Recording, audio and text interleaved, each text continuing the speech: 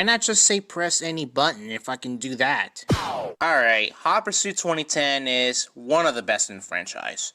Yeah, some people may hate it, it has its own flaws of course, but it's still one of the best in the franchise.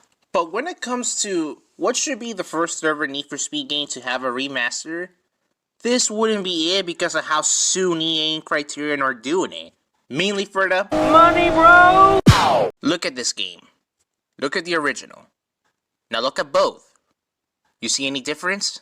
Kind of to not really. Yeah.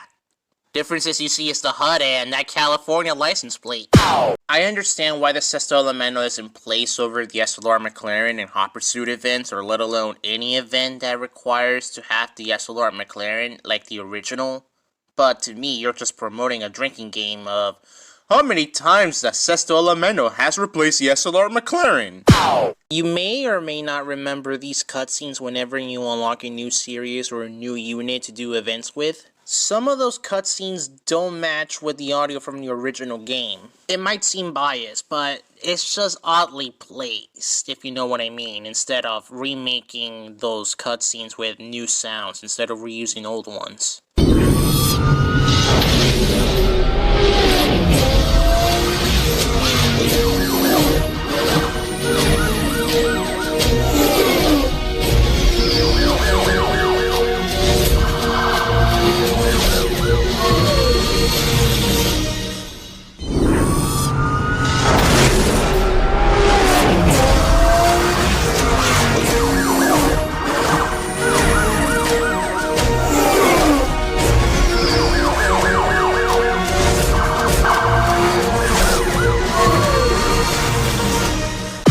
I understand you're just enhancing graphics, but it would have been better if you enhanced the gameplay too.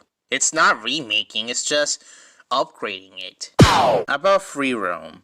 I like it when it comes to exploring, but it would have been better if we were able to explore online with friends and or have police in it just to be entertained. I understand that there were licensing issues to bring in the Italian police livery on the Gallardo in the remaster, but you couldn't make something better than this? Remember B510?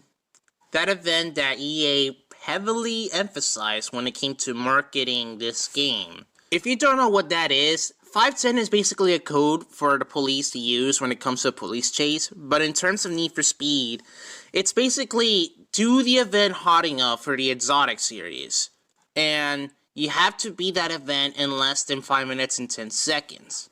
The main issue that we can all agree upon about this event, it's the fact that it's too easy to beat once you know what you're doing. Hotting up is challenging in its own right. Don't get me wrong, I had history with it, but they should have just picked another Hot Pursuit, either DLC or not, and promote that as the 510 challenge. There's people with world records in not just the remaster, but also in the original. There is a certain YouTuber that you may have heard of before that beat the record. Barely. With the only rotary in this entire car roster. And I'm not the most professional or the best racing game player out there, even if I love racing games to death, but I managed to beat the record pretty easy too. I would describe the traffic in this game, but check out Zombiehead 3000's videos. Those are perfect examples of how painful and agonizing the traffic can be. And this picture is one of those examples. This bothers me. Yeah, it's a small detail, but you're either a cop car or an undercover car. And if it's a second option, you're too obvious to be undercover. Alright, the CCXR and the Sesto Elemento cannot have custom paint jobs, which is understandable because they're carbon fiber. Ironic. But tell me this. There's two 16.4 Veyrons. One is a convertible, the other one's a hardtop. Why does the convertible get to have custom paint jobs and the hardtop does not? As you may already know that this game is a remaster, therefore if it had any downloadable content back in the day, it will surely be brought in this re-release. But what I don't like is the fact how long it will take to unlock certain vehicles. On the event menu, that right side of the map kind of bothers me, I don't know. Yeah, it might be biased, but have they ever thought of just expanding the map east just a little? Complete side note, it's completely a perfect time to talk about the livery editor as it just recently came out as I'm editing this video.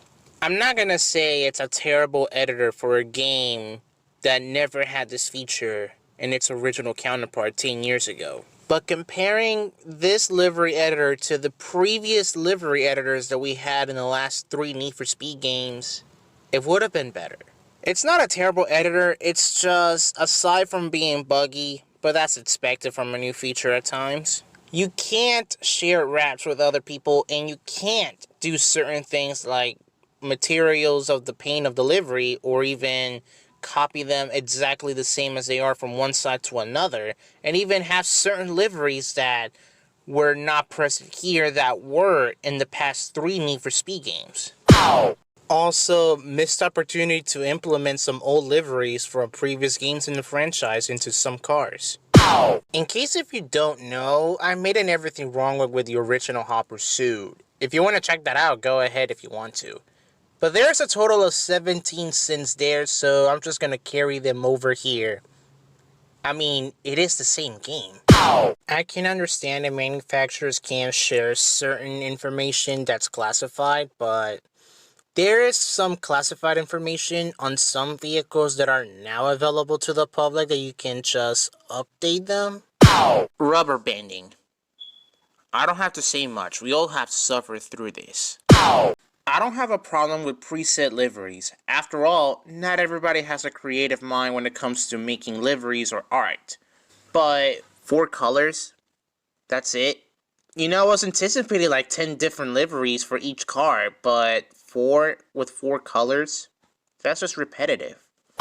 This sin right here is for whatever you're gonna say that I did not mention. I can't say every single little detail about Remastered that's wrong with it, because I don't know if it's okay to say it, or I forgot to say it, or maybe you've seen something that I didn't. Like the SLR McLaren situation, whether we're gonna get the Sterling Moss and the 722 again in the game. Which, it's an undecisive factor when it comes to partnerships. They may be getting back together, both Mercedes and McLaren, but it's probably just going to be an F1 partnership and nothing more. Don't ask about carbon motors.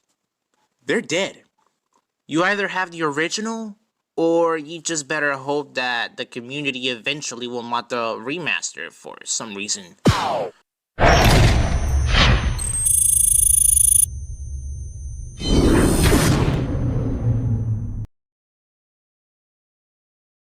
So anyways, have a nice day or evening. Do your chores, do your homework. And if the COVID vaccine is available in your area, make sure you take that. As well as following the guidelines to protect yourself, as you should be.